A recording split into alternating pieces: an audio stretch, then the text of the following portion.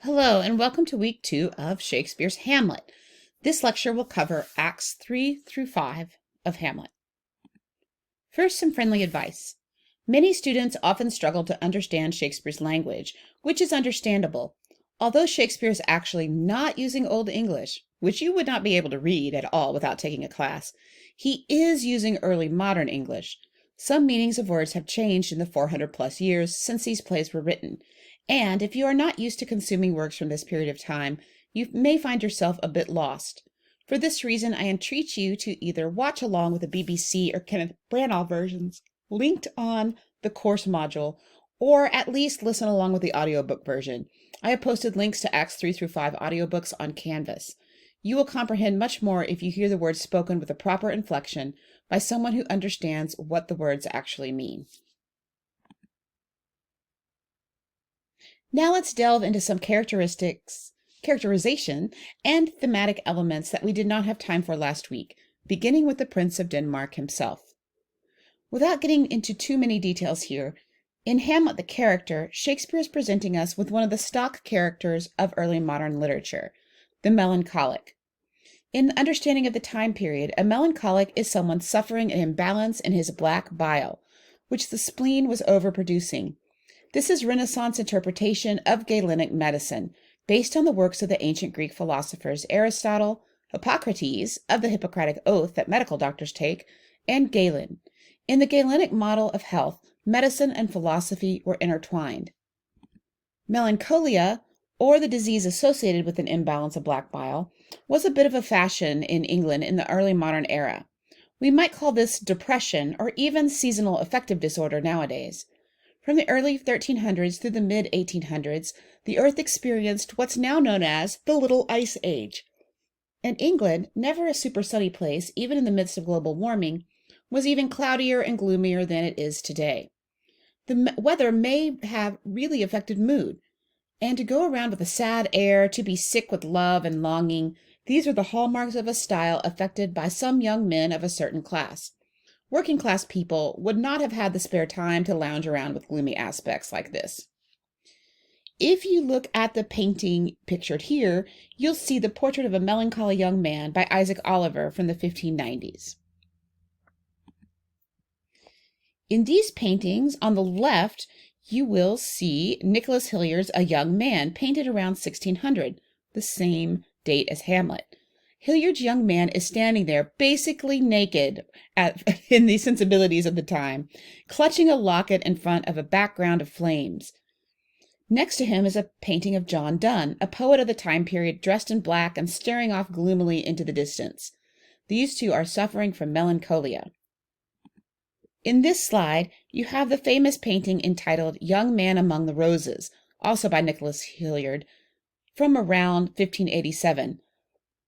See how he clutches his heart?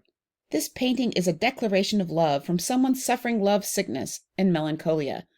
This is, if you will, the Renaissance version of the emo, e-boy, or goth of today.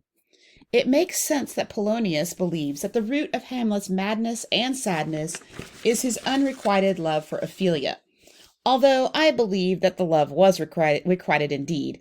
More on that later. Shakespeare uses the melancholic in several of his works. One can certainly argue that Hamlet is a melancholic, even before the ghost visits him, and the play Shakespeare probably composed just afterwards, Twelfth Night, features a melancholic protagonist in Duke Orsino. You can also see this trope at work in Shakespeare's Sonnet 147, which compares love to a sickness. Now let's transition from melancholia to marriage. Warning, I wrote my dissertation on how marriage debates in the 16th and 17th centuries found their way into early modern English plays. For this reason, I'm going to share some of my own scholarly insights as they relate to Hamlet. Although the play only featured slightly in my own dissertation, I do have some background knowledge to share with you. This would have been knowledge that the audience had at their disposal, but you, as someone reading the play in a different country 4 centuries later, would not have. In World Lit 2, we'll dabble a little in critical theory, but I'm going to go ahead now and out myself as what's called a new historicist. This means that when I read and interpret literature, I am mainly looking at how the text articulates the cultural anxieties of its own time period. This is the reason that I have included historical context, many times from outside sources, as we have not been in my own time periods of expertise for very long, in the video lectures during this course. First, let's consider the big marriage debate of the early modern era. This was known as the King's Great Matter, and was, of course, Henry VIII's famous divorce of Catherine of Aragon, his first wife. Divorce in these times had a much different meaning than it does today.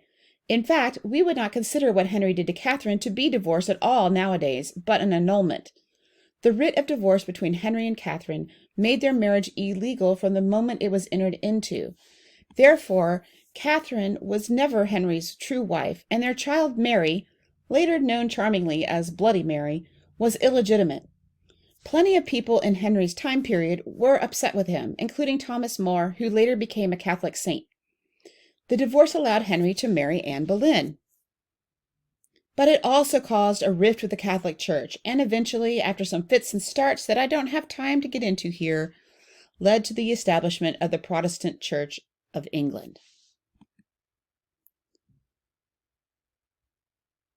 By the way, divorce could have another meaning in this time period too, what we would now call a legal separation. This kind of divorce would not make the children bastards, but would allow the husband and wife to maintain separate households. However, neither spouse could remarry. One may wonder, why did Henry want a divorce from Catherine? The easy, flippant answer is that he wanted Anne Boleyn, who had refused to be with him unless they were married. Again, the real reason behind the divorce are too complicated for me to get into here, and involve not only Henry's obsession with Anne, but also his fear that God was judging him for marrying his brother's widow because he had no male child. But Henry's official reason for divorce was that by marrying Catherine of Aragon, he was committing incest. How, you may wonder? Well, Catherine had been Henry's older brother Arthur's wife for a brief time. When Prince Arthur died, Henry VIII's father, Henry VII, was too stingy to send Catherine back to Spain right away because he wanted to keep her dowry. So he kept Catherine in England. He got a dispensation from the Pope at the time so that Henry could marry his brother's widow. The excuse was that Arthur and Catherine had never actually had sex and therefore weren't married in truth. When the divorce proceedings get underway between Catherine and Henry, the king's counselors drug up several of Prince Arthur's courtiers who swore that the prince had bragged about loving his new wife. We see the shadow of Henry and Catherine and Henry and Anne, but with a few changes in Hamlet. It is the wife, Gertrude, who survives the union in this case, and the first union did produce offspring, male offspring, our title character, Hamlet. In the legal and moral conception of the time period, Gertrude and Claudius were committing incest because man and wife were considered one flesh. Thus, Claudius becomes Gertrude's brother, not just her brother-in-law. Hamlet's critique of her is justified. The marriage is entirely shady and morally questionable. Not only that, but in 1600, who was on the throne of England? And a rabid theater fan. Why, Elizabeth I, the daughter of Henry's second marriage to Anne Boleyn. By critiquing Claudius and Gertrude for their marriage, Shakespeare is also justifying Henry's divorce of Catherine, perhaps to flatter his monarch. By the way, it remained illegal to marry your brother's widow in England until 1907, and it was illegal to marry your sister's widower in England until 1921. World War I and the Spanish flu came into play here. Let's now turn to Hamlet and his mother Gertrude. We definitely see strong feelings on the part of Hamlet regarding his mother's sexual behavior, and it was a fashion for many years to insinuate an improper relationship between these two. This interpretation goes back to the father of psychoanalysis, Sigmund Freud, who, in developing the idea of the Oedipal complex, roped Hamlet and Gertrude into the roles of Oedipus and Jocasta. Thus, in the psychoanalytic reading of Hamlet, the character Hamlet is more upset by his mother's new marriage than by his father's death, because he wants subconsciously to be in the husband's role. Psychoanalytical psychology and criticism enjoyed a long reign in the 20th century in terms of their influence, especially on film. In terms of Hamlet adaptations, you can see this interpretation in Laurence Olivier's famous version from 1948, as well as the Zeffirelli version, starring Mel Gibson as Hamlet, of 1990. These films cast younger Gertrudes to emphasize this point. The actress playing Gertrude in Olivier's version is actually younger than Olivier, and Glenn Close, Zeffirelli's Gertrude, is around Gibson's age, the actor who played Hamlet. She is also famous for her role in Fatal Attraction, a film about an overly sexed woman who became an obsessive stalker after a brief fling with a married man. In film adaptation, casting is always something to examine. In Branagh's version, Gertrude is played by an older actress. Although Branagh's Hamlet is quite rough with Julie Christie's Gertrude, it is more violent than sexual in nature. Branagh is not interpreting the play in a psychoanalytic manner, and the Freudian interpretation has begun to lose influence.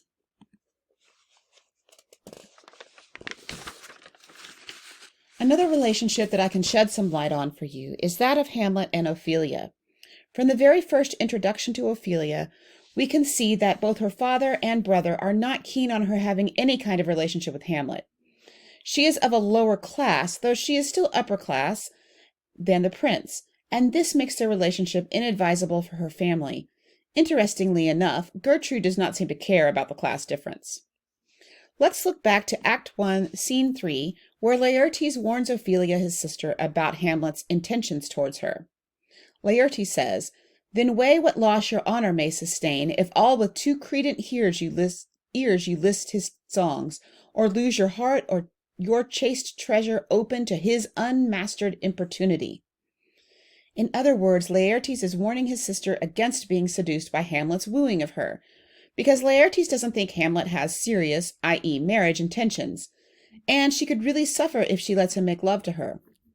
After Laertes leaves for Paris, Polonius takes his turn warning Ophelia off Hamlet, but Ophelia protests that, quote, "he hath importuned me with love in honorable fashion, and hath given countenance to his speech, my lord, with almost all the holy vows of heaven." Close quote. That's also from Act 1, Scene 3. What does Ophelia mean by almost all the holy vows of heaven?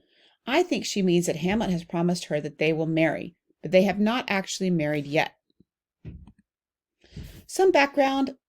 Marriage at this time period was kind of loosey-goosey, at least in terms of creating a marriage. Getting out of one was another matter. What did you have to do to be considered married? Have a church ceremony? Have a priest marry you? Have witnesses to your marriage? No, on all accounts. What made you married was the wedding vows spoken in present tense. I thee wed. That's it, the exchange of mutual consent. Of course, there were many people who had church ceremonies presided over by priests with witnesses, but one could legally just have a private ceremony, very private indeed, just two people, and be married, in the eyes of the law and the church. This ceremony could occur in a field, at a pub, in the kitchen, wherever. Betrothals or engagements during this time period were also much different than today. If you promised someone that you would marry them, and then you two had sexual relations, then you were considered married in the eyes of the law. Likewise, you could not marry someone else if you were already betrothed to someone, without breaking or divorcing with the betrothal. But what if you decided that you didn't want to be married anymore? Too bad, so sad if you had a public ceremony, unless, of course, you're Henry VIII. But if you had an irregular marriage, it's a matter of he said, she said. This could lead women into very dangerous circumstances, where they could be left destitute, perhaps with a child to rear, if the quote-unquote husband denied that any marriage took place. Add to this mix the fact that the age of consent for girls was 12 years old and for boys was 14, and you have a system in desperate need of reform. Romeo and Juliet, anyone? But these reforms did not happen really all the way until 1757, even though marriage reform was taking place in both Catholic and Protestant countries in Europe much before that time. So I like to look at how the plays treat these marriage issues. People at the time were hotly debating them, but Parliament was reluctant to make changes to the laws, at least big ones. How does this play into Hamlet and Ophelia's relationship? In Act 4, Scene 5, Ophelia comes to see Gertrude. She has clearly gone mad. Is her mental state brought on by her father's death? I'm not so sure that's the only reason her mind has become unsettled. She sings the following ballad, which begins like so many of the time period's ballads do, but then quickly turns into a lament for lost virginity. It reads as follows, and this is from Act 4, Scene 5, lines 45 through 54, and then 55 through 63. Tomorrow is St. Valentine's, I'll in the morning betime, and I am made at your window to be your Valentine. Then up he rose and donned his clothes, and dupped the chamber door, let in the maid that out a maid never departed more. By Gis and by Saint Charity, alack and fie for shame! Young men will do it if they come to it, by cock they are to blame. Quoth she, before you tumbled me, you promised me to wed. He answers, so would I ha' done by yonder sun, and thou had not come to my bed. Contained in Ophelia's ballad is not only a condemnation of Hamlet for abandoning her after sexual relationship, but also an admonition about the very fraught nature of informal vows for women. The maid in Ophelia's song only yields her virginity because the man is promised marriage, but the man, unconstrained to keep his promise because there are no written records or witnesses, can elude his insincere promises by unfairly impugning the maid. The man argues that by allowing herself to be seduced, the maid has disqualified herself from marriage. There is a lot of sexual innuendo in Hamlet's confrontation with Ophelia earlier in the play in Act 3, Scene 1, that your textbook does not do a fabulous job of noting. When Hamlet tells Ophelia, get thee to a nunnery, he may be referring to a Catholic religious house, but nunnery was also slang at the time for whorehouse. This is a sexually charged scene between the two of them.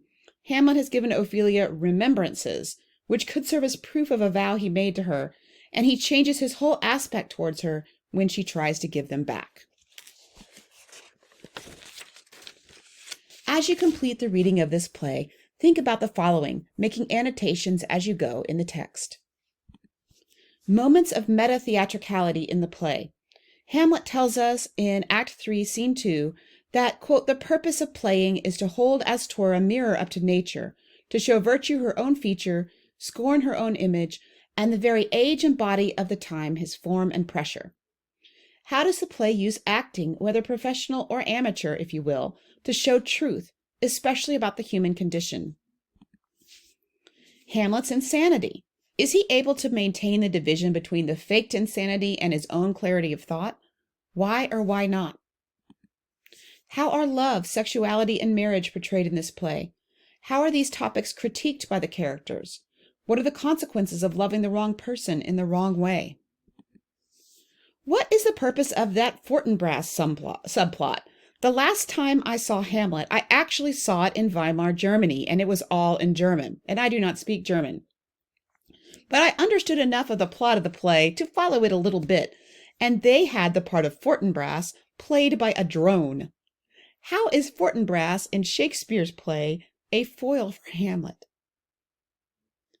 And then finally, what role does religion and or ethics play in Hamlet? What questions of faith and morality, both Catholic and Protestant, does the play pose? How do characters written in the play struggle with doing right? That's all for now.